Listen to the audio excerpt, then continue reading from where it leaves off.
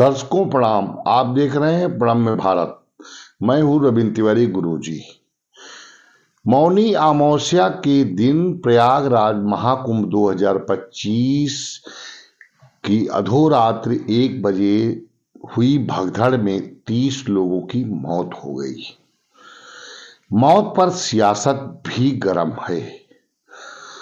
सरकार आंकड़े तब देती है जब सब कुछ इकट्ठा हो जाता है। उस पर संत समाज भी कुछ टिप्पणियां कर रहा है। मौत जो हुई है वो बहुत दुखद है। प्रणम्य भारत परिवार की ओर से उन पुण्य आत्माओं की शांति हेतु और शोकाकुल परिवारों को धैर्य प्रदान करने हेतु प्रभु से याचना करता है। अब यक्ष प्रश्न ये उठता है कि संगम का क्षेत्र एक लिमिटेड क्षेत्र है।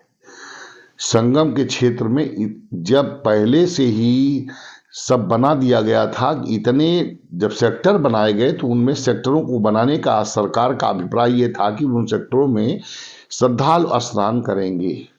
लेकिन उन सेक्टरों में श्रद्धालु, जैसा कि हमारे इलाहाबाद संवाददाता दीपक श्रीवास्तव ने रिपोर्ट दी है, उन्होंने बताया है कि ये जांच का विषय है कि ये घटना क्यों घटी। लेकिन जो उन्होंने तारतम्य वहां जा करके देखा और जांच पड़ताल की तो उनको ये ज्ञात हुआ, उन्होंने बताया कि संगम क्षेत्र का जो क्षेत्र है वो बहुत ही लिमिटेड है और करोड़ों की संख्या में भक्त मौनी अमावस्या के दिन 7:30 बजे संगम में ही स्नान करना चाहते थे। ये जो भक्तों की, श्रद्धालुओं की इच्छा थी कि संगम में ही स्नान करेंगे, अन्य घाट पर न करेंगे, इससे जो है ये घटना थोड़ा जो घटी है इसका नेपथ्य जाता है। बताते हैं कि वहां पर ये लोग संगम पर शाम से ही शयन काल पहुंच गए और अपना अपना डेरा डोरिया डाल करके और वहां पर लेट गए। कुछ सोने लगे, कुछ जागते रहे। लेकिन पुलिस कमिश्नर मेला वो लगातार और पुलिस कहती रही कि आप लोग उठिए, स्नान करिए और जाइए, इस मेला क्षेत्र को खाली करिए, स्नान का समय हो रहा है, सब आने वाले हैं। लेकिन ये लोग नहीं उठे। एक ये भी प्रश्न हो सकता है कि ये लोग न उठे हों और स्नान करने के लिए जो है श्रद्धालुओं का सैलाब उन भीड़ पर पहुंचा और पहुंच करके भीड़ तो भीड़ होती है। करोड़ों आदमियों की व्यवस्था करना कोई छोटा काम नहीं होता है। ये जो व्यवस्था करता है उसे मालूम होता है। कहना और करना दोनों में अंतर होते हैं। तो वो भीड़ जो सो रहे थे लोग, उन्हीं के ऊपर टूट पड़ी और उसी में से 30-40 जो भी 30 का आंकड़ा गवर्नमेंट दे रही है। अभी तमाम लोग लापता हैं, कुछ घायल भी हैं। उन घायलों के प्रति भी सहानुभूति है। ईश्वर उन्हें यथाशीघ्र स्वस्थ करे। लेकिन किसी मुख्यमंत्री पर आरोप लगाना कि उसकी व्यवस्था ठीक नहीं है, ये लाजमी नहीं हो सकता। क्योंकि जहां पर करोड़ों की संख्या में आदमी एकत्रित होता है, इतने पुल बनाए गए, इतनी बैरिकेटिंग बनाई गई, इतने रास्ते बनाए गए, इतने घाट बनाए गए, उसके बाद भी ये जो श्रद्धालु लोग थे इनको जिद नहीं करनी चाहिए थी, जैसा कि जो सूत्र खबर दे रहे हैं। अगर ऐसा हुआ है तो इनको स्नान करके रात में ही निकल लेना चाहिए था ताकि घटना न घटित होती। इस मेला क्षेत्र में कुछ एक वीडियो वायरल हो रहा है कि महाकुंभ में अखिलेश यादव जिंदाबाद, अखिलेश यादव जिंदाबाद का एक वीडियो वायरल हो रहा है। ये इस बात का, मैं तो इस वीडियो को भी प्रमाणित नहीं करता कि ये कहाँ का है, वहाँ का है, कहाँ का है। लेकिन अगर वहाँ का है तो ये अखिलेश यादव जिंदाबाद, अखिलेश यादव जिंदाबाद धर्म नगरी में योगी मोदी के जयकारे न लगा करके धार्मिक नारे लगाए जाते हैं। जो भी, चाहे किसी भी धर्म का कोई कार्यक्रम हो, वो अपने धर्म का जय के नारे लगाता है, न कि किसी नेता के। इससे ये स्पष्ट होता है कि कहीं ऐसा तो नहीं कि इसमें कोई एक षड्यंत्र भी हो सकता है। सरकार को अपने नेपथ्य से देख लेना चाहिए कि इसमें कोई षड्यंत्र भी हो सकता है।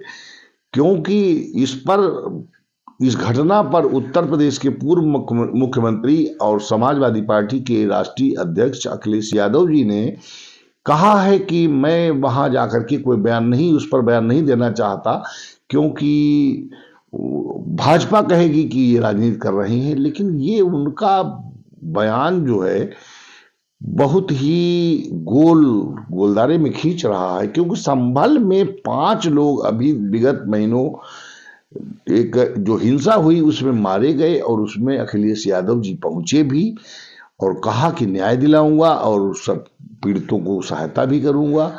और आखिर क्या ऐसा कहीं वोट का तारतम्य तो नहीं, तुष्टीकरण की राजनीति तो नहीं, कि सनातन धर्म का जो महाकुंभ है इसमें 30 लोगों की हत्याएं हुई, जो दुर्घटना में मारे गए हैं, उनके ऊपर अगर कुछ बोल दूंगा तो तुष्टीकरण के चलते मुस्लिम वोट खिसक जाएगा।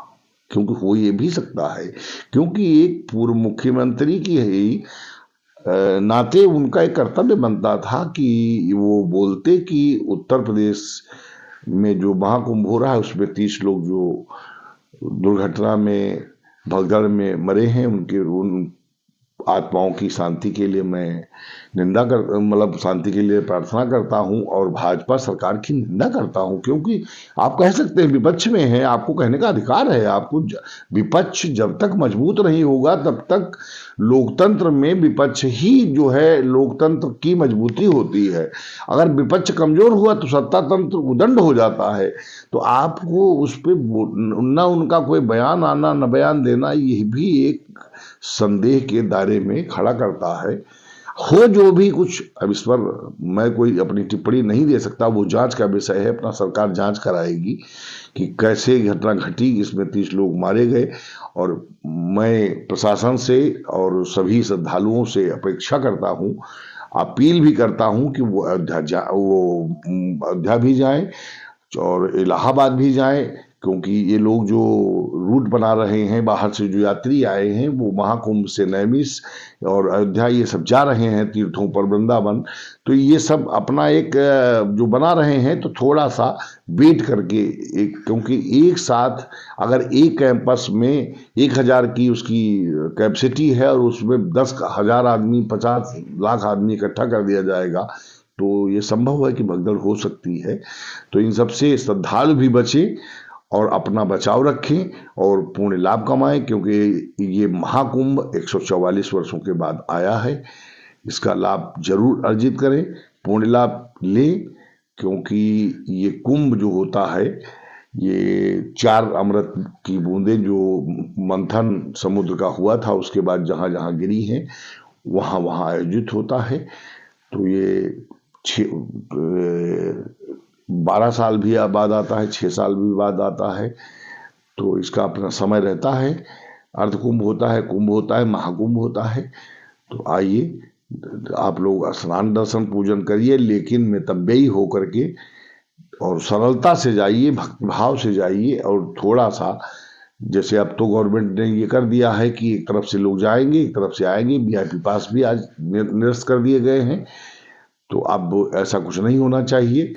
और ऐसी टिप्पणियों से लोगों को बचना चाहिए। लेकिन मुख्यमंत्री अखिलेश यादव को जो इस भगदड़ में मारे गए लोग हैं उनकी पुण्यात्मा की शांति के लिए अवश्य बयान देना चाहिए, प्रार्थना करनी चाहिए, और उनकी मदद के लिए जो भी जैसे संभल में उन्होंने कहा था तो यहाँ भी उनको कहना चाहिए।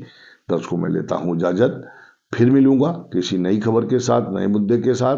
तब तक के लिए दीजिए इजाजत। प्रणाम, सलाम, सत श्री अकाल, जय हिंद, जय भारत, परम भारत।